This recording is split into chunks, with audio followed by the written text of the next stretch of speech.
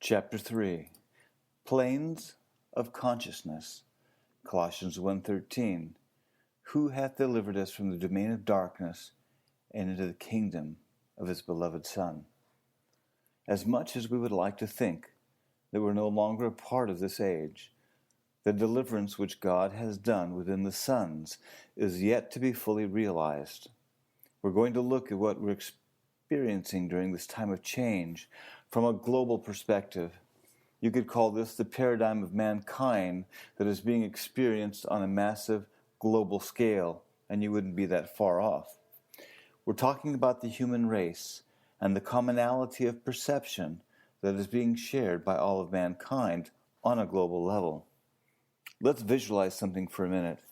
Visualize yourself driving down a 5-lane highway. And what do you see? You see 5 lanes of traffic going one direction and another 5 lanes of traffic going the exact opposite direction. And in all of these lanes, people are going places, traveling to and fro. As I saw this vision unfold, I began to reflect upon various words and directives which have come from the Lord over the past couple of years concerning what I would call planes of consciousness. These planes of consciousness concern mankind as a whole. These planes of consciousness are at the root level of what concerns us the most, for we're talking about seeing the sons truly delivered from this age. We're talking about stepping out of a paradigm of reality that has literally engulfed all of mankind and from which the sons must be delivered for sonship to be established. The deliverance that is happening for the sons is far greater than we've understood, because it's not just stepping away from a church or a modality of thought or a belief system that we've had. It's not as simple as saying, okay, we've left the church, we're now outside the camp. We're no longer a part of the system. I only wish the extraction process was so easy. It is one thing to step away from the church world, Babylon. It's another for Babylon to be taken out of your heart altogether. This involves a change of how we have seen reality. It involves a deliverance from a way of thinking that is literally shared by all of mankind. Now, I hope you're following me on this. This is only the beginning step of what God is doing. In science, they've analyzed the mind and how the mind works. Scientists have determined that the mind has what they would call tracks or grooves in it. These tracks are, in essence, the way your mind processes what is experienced and seen, like a highway, if you will. And there is a huge commonality within mankind. Mankind goes down certain modalities of thought. You could call it a freeway. You could call it a common paradigm, a root-level belief system in what is possible and what is not. You could call it a track or plane of consciousness. If you get my point, all mankind is going down this freeway. Some going north, some going south, but they're all on the same track or freeway. What God is doing for the sons is this huge deliverance, is that He is yanking the sons out of the system. He is pulling them literally off of one track and putting them on a different track. He is saying, okay, you can't go down this road any longer because you will not get to your destination. He is truly delivering the sons out of this world, out of a way of thinking which they have carried within them since their sojourn began. You've probably heard the joke of the salesman that is on his way to call on a company in a city he has not been to before. As he's driving along trying to find his way, he comes upon this farmer. He pulls up and asks the farmer, "Do you know how I can get to this city?" And the farmer replies, "Sure." Well, the farmer takes a few minutes and he says, "Well, you go down this road and turn right at the first barn and go down a couple of miles." He says, No, that's not it. You'll have to go down that road over there and continue down about 3 miles and turn left where you see a mailbox. He says, "No, that's not it either." Bewildered for a minute, the farmer finally looks up at the salesman and says, "You just can't get there from here." And this is the challenge the sons face. They cannot get to their destination in God from the limited paradigm of reality that they've had. They cannot get into the levels of fulfillment and change prophesied for this time from their present paradigm. They cannot get there from the planes of consciousness that they have known so far.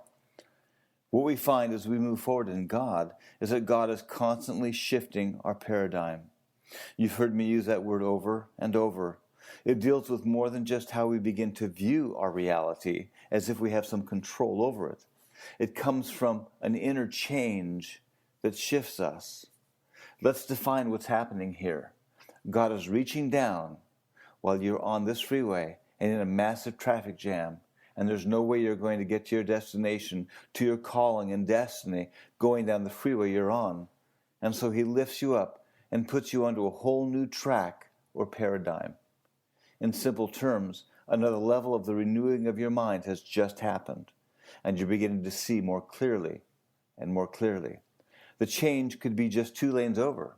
You're on the freeway, but he just moves you 2 lanes over and says, here you go, now you can take off. You're no longer impeded by the traffic jam, which is the mindset of mankind. God is delivering his sons from a way of thinking, from a way of viewing truth and reality. And honestly, we're not even able to see it until he does it within us. You may say, well, I understand, I see what you're talking about. I don't know if you do. I don't know if I do. Not until he does it. When he lifts you up and puts you into the new lane, then all of a sudden you see things differently. We call this a paradigm shift, but it's really a whole different track of consciousness that God has moved you over to. You will find many times that the Lord will pull you up into another track of consciousness, so to speak. Otherwise, you will hit impasse after impasse. And in those times, the only solution is to literally leapfrog over the perceived limitation and come into a whole new paradigm. Isaiah 54:2, enlarge the place of thy tent, and let them stretch forth the curtains of thine habitations. Spare not, lengthen thy cords, strengthen thy stakes. God literally moves you over to a different road, to a different highway. He just takes you and lifts you up and sets you in a whole new place. That new place is a new track of consciousness, a new road on the highway that you're traversing. You might say he causes you to extend the tent pegs of your dwelling. All of a sudden, your reality changes, and you're able to see the truth as you've never seen it before. That truth then begins to come forth within you. In a very simple word, you have seen the Lord, and you have changed. We're not talking theory. We're talking about change at the very depth of our being. And this is what is unfolding. God is delivering the sons out of the sterile perceptions of this age. Take, for example, the Eastern yogis, or wise men as they're called in their culture. They're raised in a different culture, a different mindset, with a different way of viewing reality around them. The result is that their view of what is possible or impossible is different than the typical Western viewpoint. So you have reports of people being able to manifest food or money out of thin air. You have reports of people walking on water and so on. What is the dynamic going on here?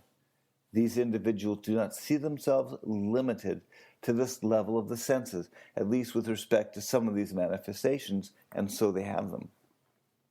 The fulfillment of the promises are here, but we've not seen major breakthroughs yet into their manifestation. I believe this has to do with our innate, inherent belief system of what is possible and what is not.